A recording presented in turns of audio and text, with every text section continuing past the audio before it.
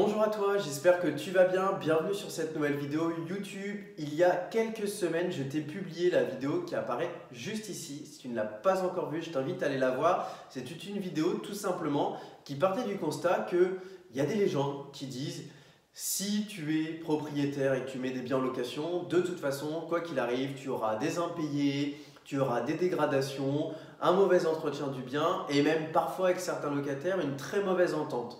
Comme on l'a vu dans cette vidéo, c'est quelque chose qui est faux, sauf si malheureusement tu mets en place certains comportements qu'on a vus dans cette vidéo. Et c'est pour ça que si tu ne l'as pas encore vue, je t'invite à aller la voir. Aujourd'hui, j'ai envie en fait, suite à cette vidéo et suite au retour extrêmement positif que j'ai eu de votre part, en fait, de te faire une série justement en fait, qui va prendre des anecdotes que j'ai pu vivre aussi bien à titre personnel en tant que locataire ou des clients que je rencontre via ma société des investisseurs du Vivier ou même des gens que je côtoie dans la vie personnelle, que ce soit d'anciens collègues de travail, des amis, de la famille, et en fait de compiler tout ça dans une série de vidéos où en fait on va analyser ce que cette personne a vécu et derrière on va analyser pourquoi et au final conclure sur quel aurait dû être le comportement du propriétaire. Je te dis à tout de suite juste après l'intro pour cette première histoire.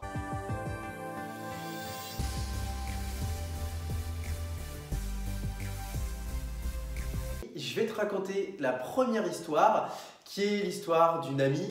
En fait, cette amie est installée depuis quelques temps dans une maison qui est située à la campagne et elle a un petit peu, on va dire, des relations qui sont un petit peu difficiles avec son propriétaire. Tout simplement, pas parce qu'elle est quelqu'un de buté ou même le locataire très chiant, mais parce que son propriétaire, justement, ne respecte pas certaines règles qui ont été mises en avant dans la première vidéo, qui d'ailleurs, si tu n'as toujours pas cliqué, je t'invite à aller dans la description, tu retrouves le lien. Cette personne, c'est très simple, on est sur quelqu'un qui est le maire en fait, de cette commune, donc qui adopte un comportement, malheureusement alors que ça ne devrait pas être le cas, surtout venant d'un maire qui est censé être proche de ses concitoyens, de quelqu'un qui est très hautain, très sûr de lui et qui a un petit peu ce sentiment où je vais côtoyer les gens comme si c'était qui était inférieur à moi. C'est-à-dire que vous êtes un citoyen, vous êtes parfait, mais vous êtes un citoyen qui est locataire de l'un de mes logements, vous m'êtes redevable éternellement. Et donc en fait, malheureusement, de ce comportement, on a énormément de choses qui font que cette personne, derrière, a des problèmes avec ses propres locataires. Parce qu'on pourrait se dire que ça fait partie du personnage. Voilà, le personnage, il a mis un bien en location. Ce bien correspond au locataire. Voilà, il a offert une relation gagnant-gagnant. Lui, il gagne de l'argent sur le bien qu'il offre. Et le locataire est gagnant parce qu'il a un logement qui correspond à ses attentes. Sur le papier, en effet, c'est extrêmement intéressant. Et en effet, depuis le début, la relation ne peut que bien fonctionner. C'est par la suite en fait que ça se dégrade. Parce qu'en fait, ce qu'il faut comprendre, c'est qu'un locataire, quand il rentre dans les lieux, il sera toujours gentil avec toi. Et ce locataire sera toujours dans ce système de ah oui, le bien il est magnifique, merci beaucoup, tenez, je vous paye, et je me vois rester là super longtemps. Ce qui se passe en réalité, c'est quand la relation elle va avancer dans le temps. Quand le locataire justement va avoir besoin de solliciter son propriétaire, et c'est en fonction des réponses du propriétaire qu'on va justement avoir ces réactions chez le locataire. Parce que comme on dit, vous êtes le miroir des gens qui sont en face de vous. Et c'est exactement la même chose entre un locataire et un propriétaire. Je m'explique. Si je reprends le cas de mon ami, en fait, j'ai deux histoires qui me viennent en tête sur cette personne. La première, on se retrouve en hiver. Elle a une petite fille qui à l'époque a quelques mois et le chauffage tombe en panne. On est donc dans une situation qui est extrêmement alarmante. Aujourd'hui, que ça soit le cas vis-à-vis de l'un de mes locataires ou que ça soit le cas du locataire de l'un de mes clients, puisqu'on s'occupe aussi de la gestion locative, il y a urgence. Il y a urgence. On est en hiver, il y a un enfant, le chauffage est en panne, on ne doit pas réfléchir. On trouve une solution, on demande à un artisan de passer le plus tôt possible et on répare. Et de toute façon, quoi qu'il arrive, c'est tombé en panne. Donc soit on doit payer la réparation, soit on doit payer le changement de la pièce. Mais que ça soit maintenant ou que ça soit dans une semaine, la situation, elle ne changera pas. La finalité sera la même, il faudra payer. Et donc, nous, on va vraiment être dans ce réflexe de « il y a urgence, on y va ». Le locataire ne peut être que satisfait, puisqu'on est dans cette situation où il se rend compte qu'il a besoin de nous, il nous sollicite et il voit qu'on est présent. Et donc, au final, il a ce sentiment de « je paye tous les mois, mais en fait, je ne paye pas pour rien ». Et donc là, on se retrouve avec, comme on dit, ça me fait rire, je le fais apparaître, le petit bonhomme, avec un locataire qui a le smile, avec un locataire qui est content et qui se va rester encore plus longtemps dans le logement. De l'autre côté, on a le propriétaire justement de cet ami, mais qui peut être un propriétaire que tu connais à titre personnel ou même tu as déjà vu ce type de comportement, qui va se dire « de toute façon, je m'en fous, c'est un locataire, il peut bien attendre et puis après tout, de toute façon, il y a d'autres chauffages qui fonctionnent, donc… s'il n'a pas 20 degrés dans la pièce mais qu'il a 17, c'est bon, c'est suffisant. Et puis on verra ça lundi. On verra ça lundi, j'ai pas que ça à faire. Le problème qui se passe, c'est que le locataire dans sa tête, tout de suite il se dit quoi? Mais en fait, le mec, tous les mois je lui paye son loyer, il en a rien à faire de ma tête. La deuxième chose, c'est que pourquoi justement je paye cette personne alors qu'en fait elle n'a même pas de respect pour moi et elle ne m'écoute même pas. La troisième chose, c'est mais en fait, qu'est-ce que je vais faire si cette personne ne fait pas la réparation? Et c'est là que justement, l'histoire, elle prend tout son sens. Parce que ce propriétaire qui est dans cette situation confortable de je loue un bien avec des rénovations qui sont, on va dire, OK, je loue un bien avec une situation, un emplacement qui est OK, et j'ai un profil de locataire qui est OK, c'est bon, je suis peinard, j'ai pas de problème. Et bien justement, c'est faux. C'est faux de se dire je me repose sur mes acquis et je me repose sur tous ces voyants qui m'ont fait acheter ce bien immobilier parce que si mon comportement est mauvais, le locataire il va devenir mauvais. Et justement ce qui s'est passé avec cet ami, c'est que en fait, son propriétaire l'a laissé patienter pendant plusieurs jours et on arrivait dans un stade où la situation devenait extrêmement critique. Elle a même dû quitter le logement pour partir mettre son enfant chez ses parents pour que l'enfant puisse être en sécurité.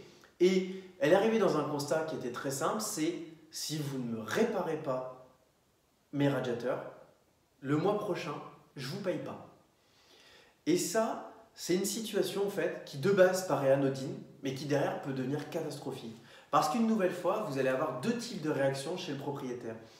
Il y a ce propriétaire qui va se braquer en disant quoi, comment ça, vous n'allez pas payer, c'est honteux, c'est hors de question, vous faites ça, je vous mets au tribunal, blablabla. Bla, bla, bla. La réparation n'est toujours pas faite, mais en plus là, la relation avec le locataire, elle est cassée, elle ne reviendra jamais.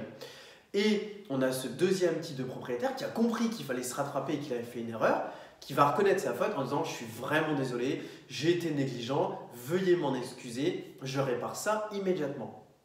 Et là, on est sauvé, c'est bon, la relation elle est préservée, ça va pour une fois, c'est Joker.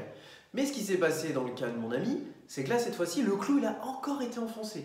Ce propriétaire n'a vraiment pas compris la chose et ce propriétaire a vu la chose par-dessus en disant « Vous ne me payez pas, vous savez qui je suis Monsieur Lebert.